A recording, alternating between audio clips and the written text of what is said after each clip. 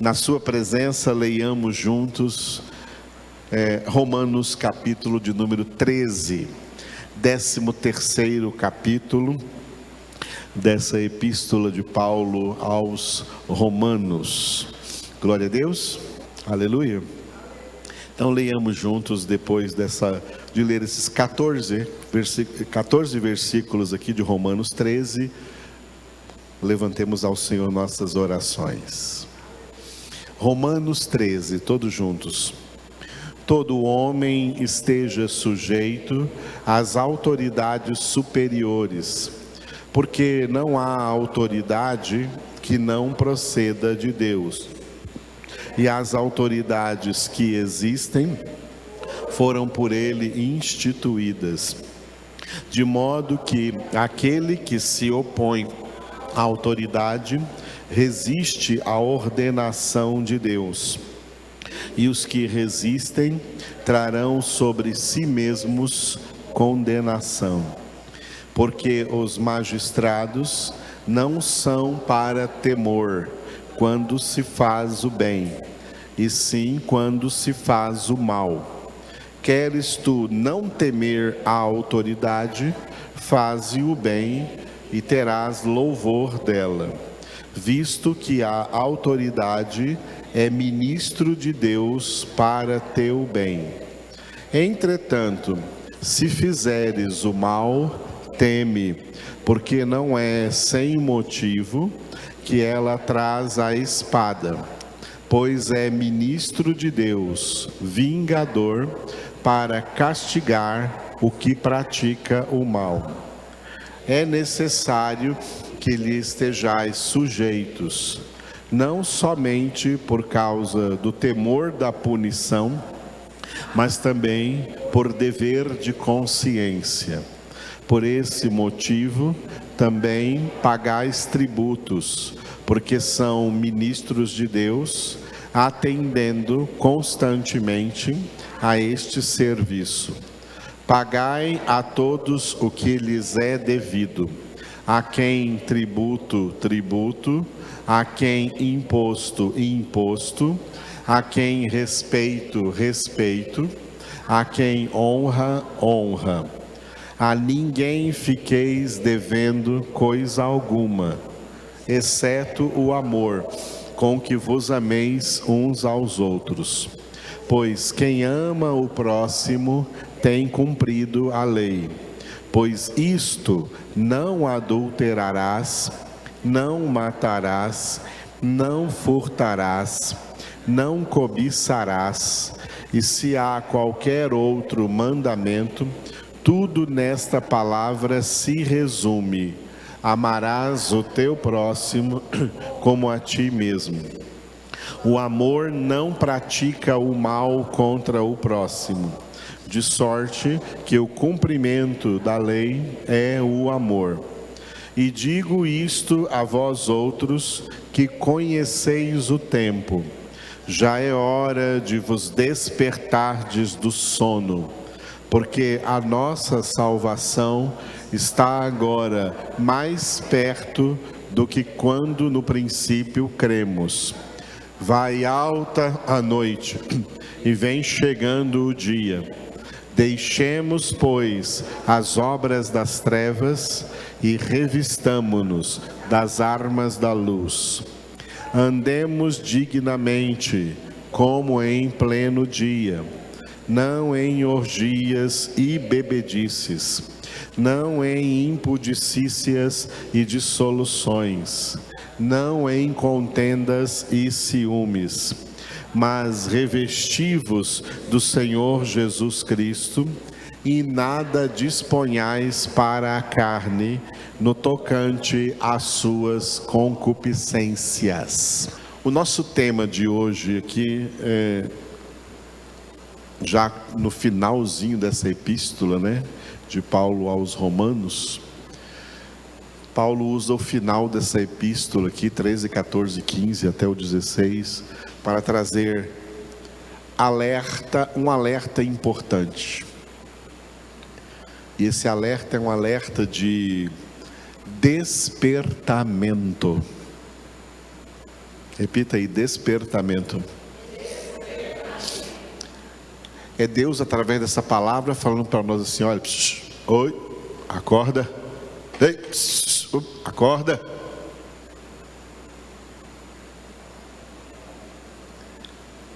Sabe como o diabo domina o mundo? Hipnotizando-os. E esse hipnotismo de Satanás traz uma coisa que se chama torpor espiritual. Torpor espiritual é um sono espiritual, uma inércia espiritual, transformando as vidas em vidas estáticas, paradas, não progride, não cresce, não vai adiante. E o diabo usa para isso de distrações. Tudo o que há no mundo, nesse mundo que jaz no maligno, é para nos distrair de Deus, nos distrair da verdade, para trazer para nossa alma uma conformação. Tá tudo bem, não precisa levar essas coisas de Deus aí tão a sério, não precisa ser muito exagerado, cuidado para não virar fanático. Tem muita coisa boa no mundo além disso. O diabo é um encantador, irmãos. É um encantador, ele encanta as pessoas. O diabo não se apresenta nessa figura mitológica aí que criaram aí, um cara vermelho de chifre e rabo e de dente de vampiro e os olhos esbugalhados e com um tridente na mão, não. O diabo se apresenta para as pessoas de forma encantadora. A Bíblia diz que ele se disfarça de anjo de luz e que ele até se disfarça de Cristo Jesus. Bonito, do maravilhoso Filho de Deus que ele conheceu quando estava no céu.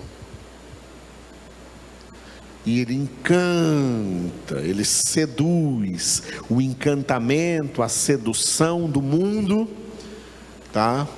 Ele vai ninando as pessoas e deixando a vida delas passar até que elas caiam todas no abismo. Aí a coisa vai ser feia. Aí ele vai mostrar a cara feia dele lá. Essas palavras que nós vamos ler hoje, semana que vem, até acabar a Epístola aos Romanos, são palavras de despertamento. Por isso que Paulo fala aqui, no versículo 11 que nós lemos, que não será o nosso versículo de hoje. Paulo diz assim no versículo 11, e digo isto a vós outros, que conheceis o tempo, já é hora de vos despertardes do sono, porque a nossa salvação está agora mais perto do que quando no princípio cremos. Quando ele fala já é hora de nos despertardes do sono, né? Ele não está nos proibindo de dormir. Você pode dormir é muito bom, né? Ei, que maravilha. Dormir, um sono dos justos é muito bom. O Senhor diz, a palavra nos guarda enquanto dormimos. Esse sono que ele está falando aqui não é esse sono salutar que nós precisamos. É um sono de consciência mórbida. É um sono de consciência envolvida aí com o mundo, achando que tudo que está no mundo está normal, não tem problema nenhum, está dominado, está enfeitiçado. Quando Paulo fez a primeira viagem dele com Barnabé, na região chamada Galácia, para quem depois ele escreveu a carta aos Gálatas, houve ali um grande avivamento, houve um grande despertamento, muita gente se converteu, mas depois eles esfriaram.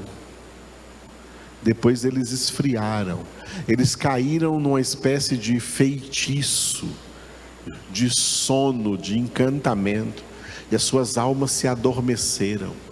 E aí quando Paulo escreveu a carta para eles, a carta aos Gálatas, Paulo falou assim: quem foi que enfeitiçou vocês? Paulo usou essa palavra. Quem vos enfeitiçou, ó Gálatas insensatos? Vocês começaram bem, vocês começaram pelo Espírito, vocês começaram com um grande avivamento espiritual, com um grande despertamento espiritual, e agora vocês estão se desenvolvendo na carne, vocês estão crentes carnais, vocês estão vivendo na carne. Quem vive segundo a carne não pode agradar a Deus. Quem agrada a Deus é quem vive segundo a fé.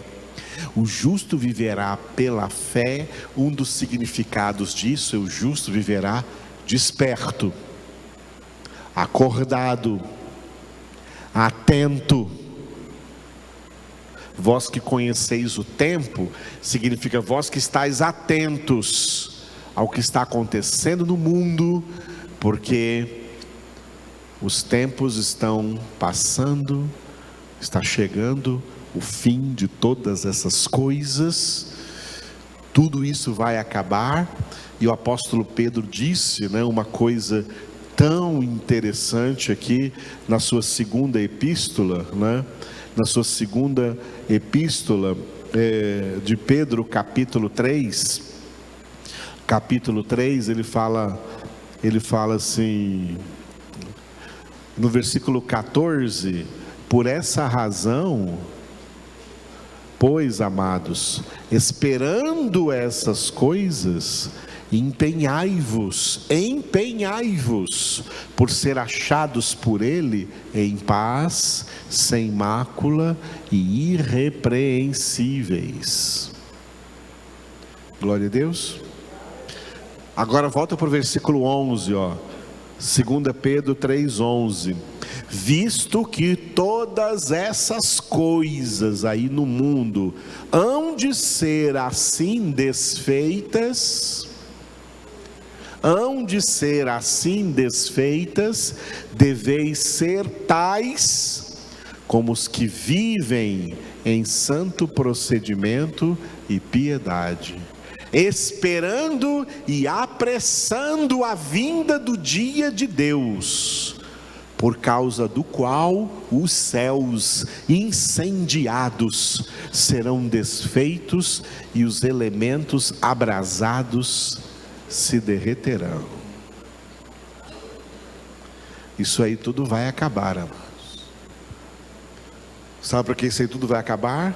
Porque isso aí tudo o diabo usa para tentar nos adormecer, para tentar nos entorpecer, para tentar nos desviar do Senhor, para tentar chamar a nossa atenção e tirar os nossos olhos de Cristo.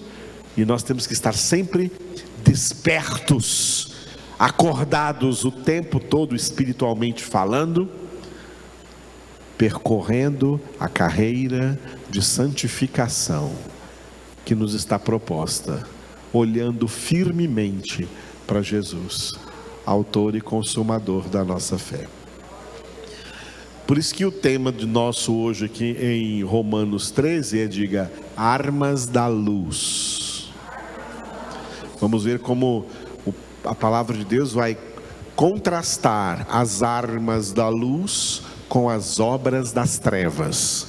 Nós não participamos de nenhuma das obras das trevas. Nós lutamos a guerra espiritual com as armas da luz. Aleluia. Então diga de novo, armas da luz. Jesus é a luz, hein? Jesus é a luz. João 8,12, Jesus disse: eu sou a luz do mundo, quem me segue não andará nas trevas, mas terá a luz da vida. Então as armas da luz, repita, são armas de Jesus. Jesus é a luz. E nós temos que aprender a lutar usando as armas dele. Não as armas do mundo, não as armas carnais, as armas de Jesus. Vamos ver o que elas são hoje. Bom, o capítulo 13 que nós lemos, ele faz parte então, aqui, da segunda parte de Romanos. A segunda parte de Romanos, a primeira parte foi até o capítulo 11, onde Paulo desenvolveu o tema da salvação. E agora, a salvação é justificação. Então, os salvos são justificados. Pessoas salvas, pessoas justificadas, pessoas alcançadas por tão grande salvação, tem que saber que elas têm que ter uma vida completamente diferente da vida das outras pessoas que não foram salvas, que não foram alcançadas pela graça da salvação, que não foram justificadas. Por isso que Paulo gosta de trazer, não só nessa, mas em todas as suas epístolas, muitos detalhes acerca de como deve ser a nossa conduta, o nosso comportamento de verdadeiros filhos e filhas de Deus, verdadeiros cristãos. Por isso, nessa parte 2, capítulo 12, 1 até o 15, 13, Paulo vai falar sobre esse tema, muitos detalhes sobre esse tema. Diga, vida dos justificados. Vida aí significa como vivemos, como que os justificados vivem. A gente vive, cada um de nós vive num determinado palco. Qual é o palco onde você vive? Qual é o palco onde você atua? Família e a sua participação na sociedade através do trabalho ou estudo, aqueles que estudam e assim por diante. Onde você anda no seu dia a dia. Cada semana que passa tem 7 dias. Aonde você pisou nesses 7 dias? Foi o palco onde você esteve vivendo. E a Bíblia fala, você não pode viver de qualquer jeito. Se você é justificado pela fé, pela graça, pelo sangue de Jesus, pela obra da salvação, a sua vida aí, dentro dos seus mais comuns feitos do dia a dia, dentro da sua rotina diária, tem que ser diferente de todo mundo que você encontra e que também encontra você, e que também te vê como você está vivendo. Quem tem Cristo tem a obrigação, não apenas moral, mas principalmente espiritual, de ter uma vida radicalmente diferente daqueles que não têm Cristo. Então diga, vida dos justificados. Essa parte 2 todinha de Romanos tem uma introdução que nós vimos sábado passado no capítulo 12, versículos 1 e 2, diga, sacrifício vivo. Muito bem. Olha essa analogia que eu fiz com vocês do palco. O seu palco onde você vive, para você, tem que ser como um altar onde você coloca a sua vida oferecida, entregue, consagrada a Deus.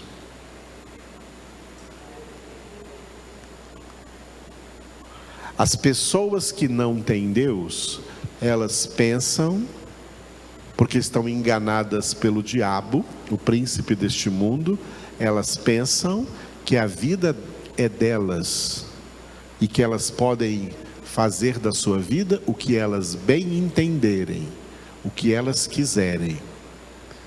E elas não entendem, estão em trevas, que ao fazer isso, ao pensar que pode viver do jeito que elas querem, elas estão se oferecendo como sacrifício para o diabo. Elas estão se oferecendo a Satanás.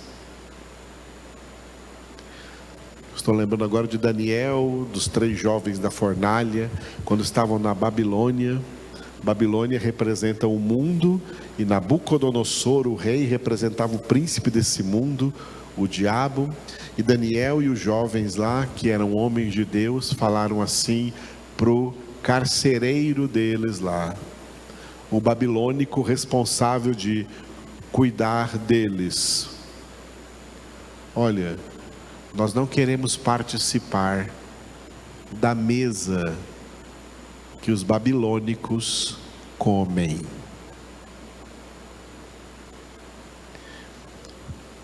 Porque nós somos de Deus. Então, aí Daniel passou para ele o cardápio que eles queriam comer. Traz para nós só isso daqui, ó, que eu vou passar para você, que isso aqui a gente vai comer. Mas se vocês comerem só isso, vocês vão ficar fracos. Os outros que vão comer da mesa do rei vão ficar fortes. Faz um teste. Se nós ficarmos mais fracos do que eles, então nós vamos comer da mesa deles. E passados alguns dias, o carcereiro deles notou que eles estavam mais fortes do que os outros, mais saudáveis do que os outros. O banquete saudável é a mesa que o Senhor preparou para nós, a sua palavra. E da mesa de Satanás nós não participamos. Não participamos da mesa de Satanás. Glória a Deus. Esses dias na internet apareceu um pastor aí, né, que até muita gente gosta e respeita, né, falando para os evangélicos assistirem aí um filme, porque esse filme mostra como é que o diabo age na vida das pessoas. De jeito nenhum. Assistir filmes como esse é participar da mesa de Satanás. Em primeiro lugar, a Bíblia nos diz que nós não precisamos conhecer as coisas profundas de Satanás. Apocalipse capítulo 2 está escrito isso. Nós precisamos nos alimentar das coisas profundas de Deus. E quem se alimenta das coisas profundas de Deus, as coisas de Satanás nunca vai tocá-los. Não precisamos conhecê-las. Precisamos conhecer Deus, conhecer o Senhor. Aleluia. Então, não participe da mesa do diabo, só da mesa de Deus. Porque você não pode ser um sacrifício oferecido ao diabo. Você tem que ser um sacrifício oferecido a Deus. Por isso Jesus disse: vigiai e orai. Abraão, quando Deus mandou ele fazer um sacrifício, ele colocou aquele sacrifício sobre o altar. Ele teve que ficar vigiando para que as aves de rapina não viessem pegar para elas esse sacrifício. Vigia para que o diabo não venha pegar você, porque você não é um sacrifício para ele, você é um sacrifício vivo oferecido a Deus. Corpo, alma e espírito oferecido a Deus. E em tudo que você envolver, seu corpo, alma e espírito tem que ser para Deus, tem que ser de Deus. Daquilo que não é de Deus, você não participa. Se é que você vai para o céu. Alguém aqui quer ir para o céu? Será? Não, às vezes eu estou falando e eu estou enganado, né? Não tem? Alguém aqui quer ir para o céu? Pensa comigo se no céu vai ter alguma dessas coisas que tem aqui na terra. Só vai ter coisas de Deus. E Deus nos deu já coisas dele para nós termos contato. É aqui, ó. na palavra de Deus. As outras, está lá em 1 João 2, de 15 a 17. Tudo o que há no mundo é concupiscência da carne, é concupiscência dos olhos e soberba da vida. O mundo passa, bem como a sua concupiscência, mas o que faz a vontade de Deus, expressa aqui na sua palavra, permanecerá para sempre. Não é isso que nós queremos? Permanecer para sempre no céu? Então larga essas porcarias da terra. Colossenses 3: se já fostes ressuscitados juntamente com Cristo, buscai as coisas lá do alto, onde Cristo vive, assentado à direita de Deus. Pensai nas coisas lá de cima, e não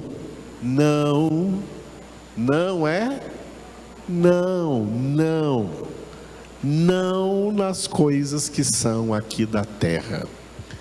Porque para a terra morrestes, e a vossa vida está oculta juntamente com Cristo em Deus.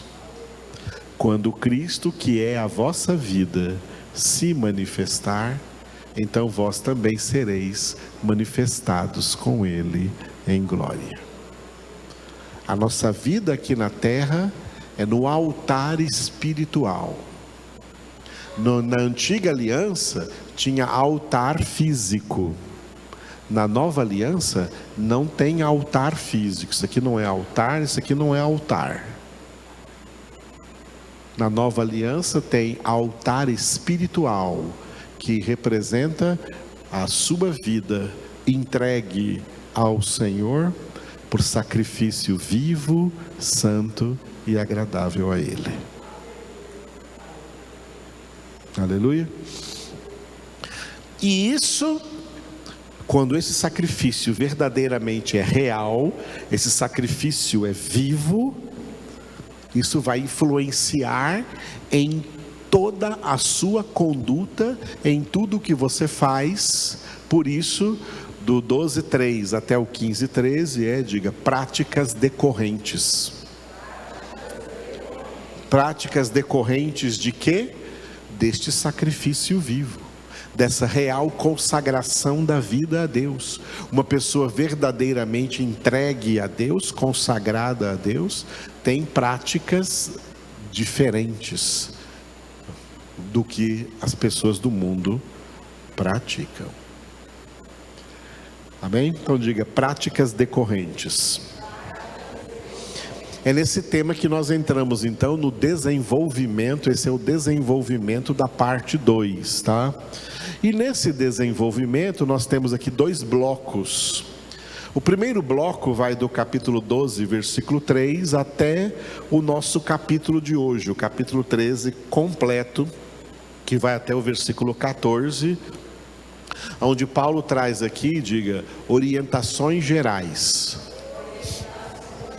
Ele traz orientações gerais de como nós devemos nos comportar. Todos os crentes, todos os justificados devem se comportar diante do mundo.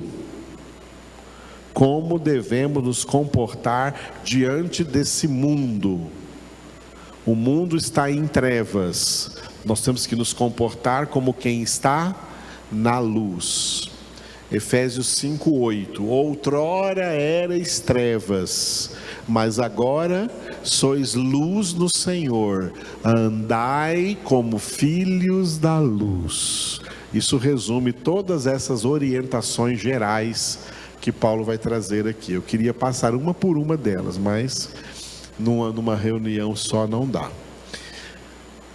Agora, do 14, que vamos entrar na semana que vem, o segundo bloco aí da parte 2, do 14:1 até o 15:13, diga, orientações particulares. São orientações particulares para nós agora, não diante do mundo, mas para nós como cristãos, como crentes. Nós como crentes e envolvendo nossos relacionamentos aqui como irmãos e irmãs em Cristo Jesus. Por isso, orientações particulares. Hoje nós vamos encerrar esse aqui, com o capítulo 13, a gente encerra, diga, orientações gerais. Essas orientações gerais aqui têm uma introdução, um desenvolvimento e uma conclusão. Nessas orientações gerais, Paulo colocou como introdução, ainda no capítulo 12, do versículo 3 ao 8, diga, membros do corpo. Olha, uma das coisas que faz de nós seres humanos completamente, radicalmente diferente dos outros seres humanos, é que nenhum deles é membro do corpo de Cristo. Eles são membros do mundo. Eles são membros da comunidade do mundo. Eles são membros do povo do mundo. Eles são cidadãos do mundo. E quem foi justificado não é mais parte do mundo. Não é membro mais do mundo. É membro de Cristo. É membro do corpo de Cristo. Os membros do corpo de Cristo são sarados. Os membros do corpo de Cristo são limpos. Os membros do corpo de Cristo são perfeitos. Nenhum dos seus ossos sequer foi quebrado. As únicas cicatrizes que Jesus tem são as cicatrizes do seu sacrifício. As únicas cicatrizes que podemos ter são as marcas do nosso sacrifício a Cristo.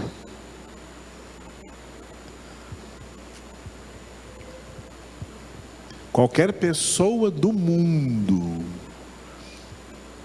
que venha nos ofender ou fazer alguma coisa contra nós, é isso que a Bíblia chama de tocar no ungido. Onde Deus diz, não toqueis nos meus ungidos, não maltrateis os meus profetas. E muitas igrejas por aí interpretaram essa palavra errada, que era não falar mal dos pastores. Não, o meu ungido aí é o meu filho, e o Filho de Deus, Jesus Cristo, tem cabeça e corpo. Nós somos o corpo. E como corpo de Cristo, quem toca em nós, toca no ungido. Porque nós estamos em Cristo. Somos membros do seu corpo. Isso é coisa tremendamente séria que a maioria esmagadora de evangélicos nem chega perto de entender. O que significa ser membros do corpo de Cristo. Isso deve mudar tanto a nossa vida que dentro dessas orientações gerais, Paulo colocou como desenvolvimento aqui, do capítulo 12, versículo 9, até o capítulo 13, versículo 10, diga amor. Amor que Paulo chamou em 1 Coríntios 12, de o caminho sobremodo excelente. Olha só, 1 Coríntios 12, o último versículo, né? O último versículo de 1 Coríntios 12, Paulo prepara para o 13. Eu vos mostrarei agora o caminho sobremodo excelente. Aí no capítulo 13, ele fala do amor. Porque no 12 ele fala dos dons. E aí no 13 ele coloca, você pode ter todos os dons, mas se não tiver amor, não vale nada diante de Deus. Tá? O amor é o cumprimento pleno de toda a palavra de Deus. É o que significa no 10 aqui, ó, no 13:10 que nós lemos hoje, ó, o amor não pratica o mal contra o próximo, seja esse próximo quem for. O amor não pratica o mal contra o próximo, seja esse próximo quem for. De sorte que o cumprimento da lei é o amor. Hoje nós podemos ler assim, ó: o cumprimento de toda a palavra de Deus na nossa vida é o amor. Você prova que tem palavra de Deus em você pelo amor que Paulo falou em Romanos 5:5. O amor que é derramado em nossos corações pelo Espírito Santo que nos foi outorgado. Aleluia. 1 João está escrito: quem não ama não conhece a Deus, porque Deus é amor. E Paulo conclui essa parte aqui das orientações gerais, no capítulo 13, do 11 até o 14, falando sobre, diga, dignidade. Essa dignidade aí é dignidade espiritual, tá? Dignidade espiritual é a dignidade de quem é de Deus, a dignidade de quem é filho de Deus. E como que a Bíblia nos ensina a viver de modo digno, obedecendo a palavra de Deus. Como que eu vivo de modo digno? Vivendo como a palavra de Deus manda viver. É isso que Paulo quis dizer em Efésios capítulo 4, versículo 1. Eu vos rogo, portanto, eu, prisioneiro de Cristo Jesus, que andeis de modo digno da vocação a qual foste chamados.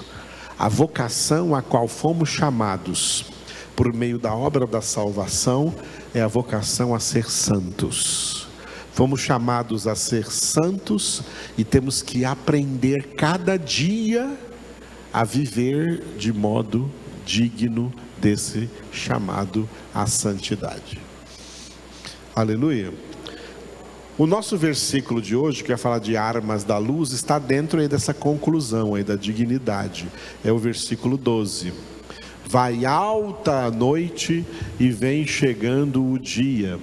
Deixemos, pois, as obras das trevas e revistamo-nos das armas da luz. Repitam bem forte.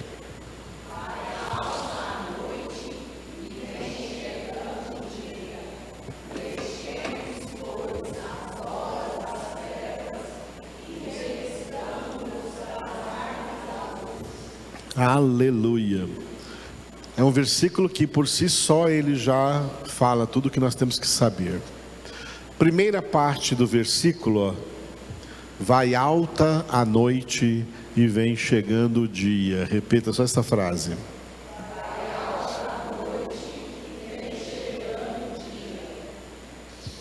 Primeira parte, vai alta a noite. A noite, essa noite aí que já vai alta, quer dizer, a noite vai acabar e um novo dia vai nascer. A gente tem essa experiência diariamente. Só que aqui significa o seguinte: essa noite que já vai alta é uma noite que começou em Gênesis capítulo 3, quando os nossos predecessores pecaram. Quando Adão e Eva pecaram, toda a humanidade foi mergulhada na noite espiritual. O mundo, a história da humanidade neste mundo tem milênios de noite espiritual, milênios de domínio das trevas. Noite significa trevas, noite significa escuridão. A história da humanidade se tornou, por causa do pecado, uma história terrivelmente trágica.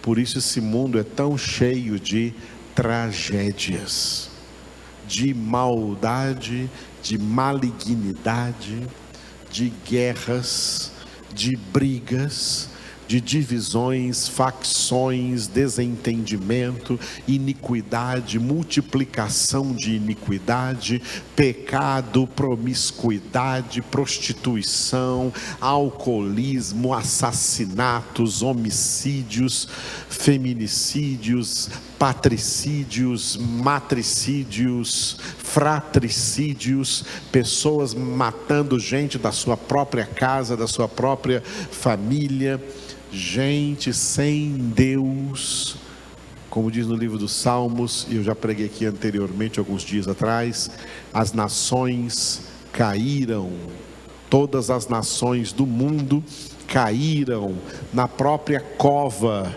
que elas abriram. Essa cova é a cova do ateísmo. Nós vivemos aqui já no final dessa história, graças a Deus, porque vai alta a noite, vivemos numa história da humanidade. A história da humanidade é marcada pelo ateísmo. Gente sem Deus, gente que não tem Deus na sua vida, gente nas quais Deus não habita nelas, Deus não mora nelas, o Pai não está nelas, Jesus Cristo não vive nessas pessoas, o Espírito Santo não mora no corpo dessas pessoas, o corpo dessas pessoas não é templo do Espírito Santo, não é santuário do Espírito Santo, são pessoas malditas, porque estão debaixo da maldição do pecado, debaixo da maldição adâmica, debaixo, portanto, de condenação. São pessoas condenadas. São pessoas, numa linguagem popular, sabe qual é a linguagem popular de condenadas? São pessoas danadas. Já viu essa expressão? Que menino danado, né? Essa expressão é muito forte, sabe? Uma pessoa danada é uma pessoa condenada. A humanidade é danada. A humanidade está debaixo da danação do pecado, condenados ao pecado, e essa humanidade vai gerando, geração após geração, vai gerando um estilo de vida que se chama secularismo, se chama mundanismo, um estilo de vida que vai contra a face de Deus, um estilo de vida abominável diante de Deus, um estilo de vida de inimigos de Deus, um estilo de vida de gente sem Deus, gente má, gente ruim, gente maligna, gente caída. É disso que é feito a humanidade, e é isso que vemos na história da humanidade, é isso que vemos em todos os noticiários, uma humanidade podre e apodrecendo a cada dia.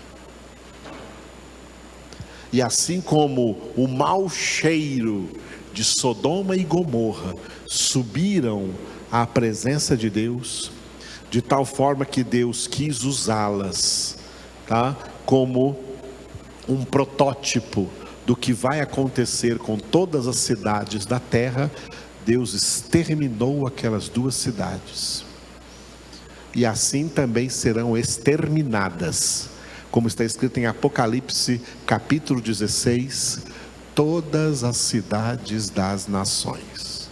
O que aconteceu com Sodoma e Gomorra foi só uma profecia do que vai acontecer com Anápolis, com Goiânia, com São Paulo, com Rio de Janeiro, com Nova York, com Tóquio, com a Jerusalém da terra lá em Israel, com todas as cidades de todas as nações.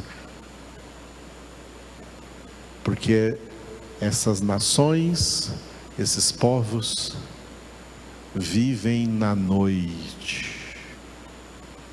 são amantes da noite, idolatram a noite, idolatram as trevas, gostam das trevas, vivem nas trevas, são dominados pelo príncipe das trevas, são dominados pelo imperador das trevas. Elas vivem no império das trevas. Esse é o mundo que jaz no maligno. E o tempo de existência dessas trevas foi determinado e já foi, inclusive, abreviado por Deus. E se o apóstolo Paulo, como um homem de Deus, inspirado pelo Espírito Santo, já veio aqui escrever, lá no primeiro século, século I do cristianismo, nós estamos no século 21. Se no século I ele disse, inspirado pelo Espírito Santo, vai alta a noite, nós temos que entender que hoje então ela está mais alta ainda. Esse tempo mórbido vai acabar e, repita agora, vem chegando o dia. O dia que vai chegar é a nova etapa da história da humanidade. A nova etapa da história da humanidade que vai chegar é o estado definitivo de todas as coisas na eternidade. O estado definitivo de todas as coisas na eternidade será Satanás, os demônios e os condenados numa prisão eterna chamada Lago de Fogo e de Enxofre, e os filhos e filhas de Deus vivendo com o Pai, com Jesus e o Espírito Santo na Nova Jerusalém, para sempre no céu. Na casa do meu Pai há muitas moradas, eu vou preparar-vos um lugar, e depois que eu tiver ido e preparado um lugar, voltarei e tomar-vos-ei comigo, para que onde eu esteja, estejais vós também. Aí é o dia, aí nunca mais haverá trevas, nunca mais haverá domínio de Satanás, nunca mais haverá pecado, só santidade e Deus Santo governando nossas vidas pela eternidade. Esse é o dia que nós estamos esperando. Esse é o dia pelo qual nós estamos aguardando, nós estamos esperando esse dia, nós estamos na noite que está acabando, e logo vamos enxergar os primeiros raios solares da justiça de Deus, como diz no livro do profeta Malaquias, capítulo 4, para vós outros nascerá o sol da justiça, trazendo salvação em seus raios.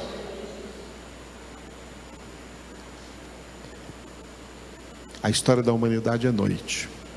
Nós estamos aqui ainda nesse mundo, nessa noite, mas ela vai alta. Vem chegando o dia. Vem chegando o dia. Vem chegando o dia. Sabe o que significa? Vem chegando o dia? Jesus está chegando. Jesus está chegando. Jesus está chegando. Jesus está chegando. Jesus está chegando. Preguei ontem lá em Cocalzinho de Goiás, falando assim, em vez de ficar preocupado quando é que Jesus vai voltar, o que vai acontecer quando Jesus vai voltar, você tem que se preocupar em se preparar para quando Ele voltar. Você estar preparado para quando Ele voltar. E como que você se prepara? Diga assim, ó, deixemos pois as obras das trevas. Sabe quais são as obras das trevas? Tudo que há no mundo. Deixa tudo isso que é no mundo. Deixa tudo isso. Deixa tudo isso.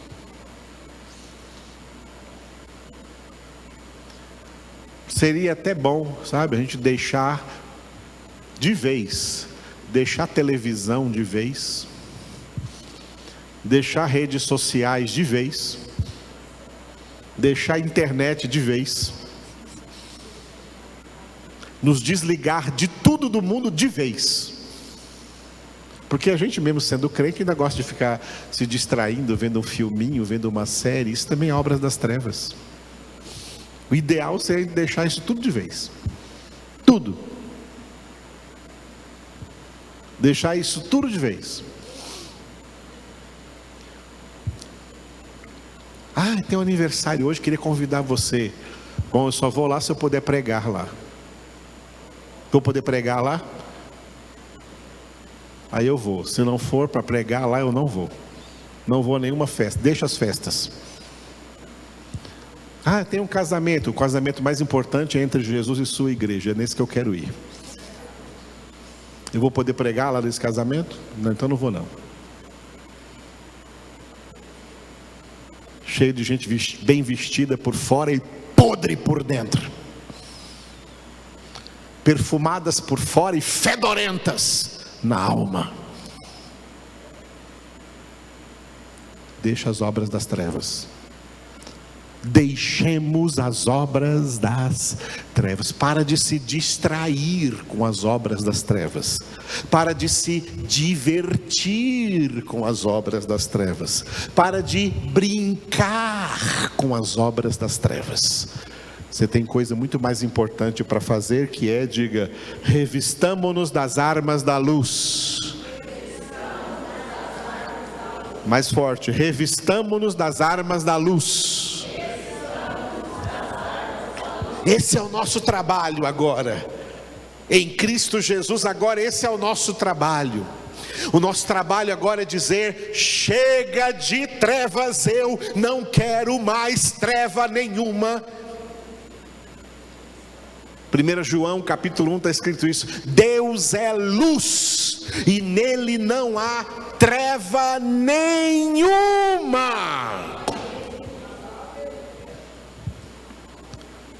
Tem crente ainda apaixonado em treva, ainda gosta de música do mundo, ainda gosta de coisas do mundo, apaixonado em treva. Deixa as trevas e se revista da luz. Deixa as trevas e se revista da luz. Deus é luz. Jesus é a luz. As armas da luz são as doutrinas de Deus. As armas da luz são os ensinamentos da palavra. As armas da luz são as doutrinas de Cristo. Essas são as armas de 2 Coríntios 10, 4 e 5, não são carnais as armas da nossa milícia, são poderosas em Deus para destruir fortalezas, anulando nós sofismas e toda altivez que se levanta contra o conhecimento de Deus e levando cativo todo pensamento à obediência de Cristo. Você tem muito o que fazer para ficar aí se ocupando com coisas das trevas. Tem muita doutrina de Deus, tem muita arma da luz para você conhecer, para saber manejar, para você poder cumprir o que Paulo disse em 2 Timóteo 2,15, procura apresentar-te diante de Deus aprovado, como obreiro que não tem de que se envergonhar, que maneja bem a palavra da verdade. Você só maneja bem o que você conhece bem. Para manejar bem a palavra da verdade, você tem que conhecer bem a palavra da verdade, as doutrinas dessa palavra, porque essas doutrinas são as armas da luz, que nos reveste de vida para vivermos de acordo com essas doutrinas. Andarmos como se já estivéssemos em pleno dia, porque estamos em Cristo Jesus.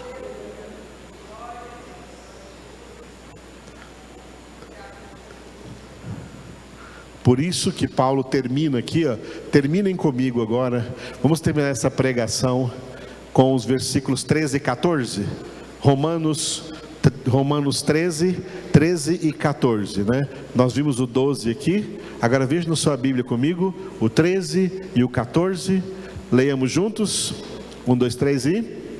Andemos dignamente, como em pleno dia, não em orgias e bebedices, não em impudicícias e dissoluções, não em contendas e ciúmes, mas revestivos do Senhor Jesus Cristo, e nada disponhais para a carne no tocante às suas concupiscências. Aleluia!